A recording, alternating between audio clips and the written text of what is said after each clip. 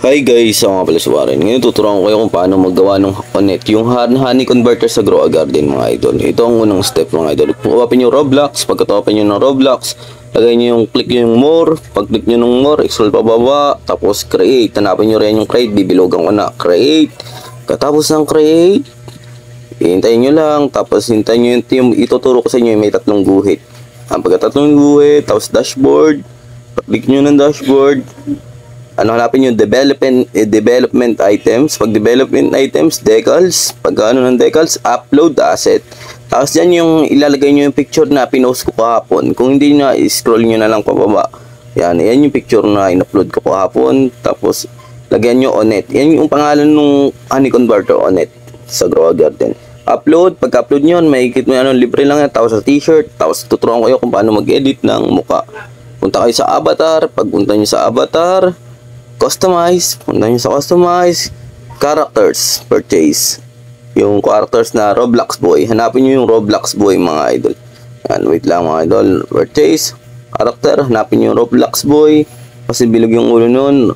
Pagka Roblox boy, head and body. Pag head and body, torso, kasi kailangan yung ibahin yung katawan yan. Yan, mamaya na yung torso. Pagkakita nyo yung torsos, i-click nyo lang left arm, click nyo. Right arm, click nyo rin. Para maging siya, parang Minecraft na itsura. Left leg, yan. Right leg, click nyo rin. Yan, para ganyan na talagang Tapos skin, hanapin nyo yung skins. Ibaba nyo, scroll nyo pababa, para sa advance. Yung advance niyan, para ma-edit nyo kung ano nung kulay nyan. Tapos magsimula muna tayo sa heads. Ang heads ni Onet is kulay pula. Yung dark red. Ayan, medyo dark red. Tapos yung torso, yung katawan niya. Torso is katawan. Kulay dila yung katawan ni Onet. Yan, dark yellow.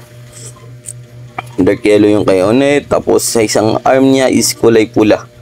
Yung katulad ng kulay nung nasa ulo niya mga idol. Yan. Pagka ng pula, blue muna, inuna natin blue. Yung right arm. Tapos left arm is ganyan. So kayo na lang bahala, ganyan. Tapos ang paa niya is dark blue mga idol. Tapos makikita nyo rin yung sa t-shirt, yung ginawa natin kaninang t-shirt. Nag-upload tayo ng t-shirt ni Onet na may medal.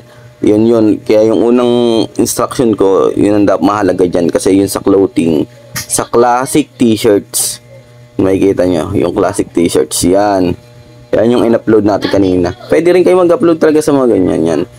Papantayin nyo lang yung kulay sa yan, kung sinong di nakasabay, mag-comment kayo kung di nyo nasabayan. Paulit-ulitin nyo lang para masabayan nyo yung tutorial mga idol.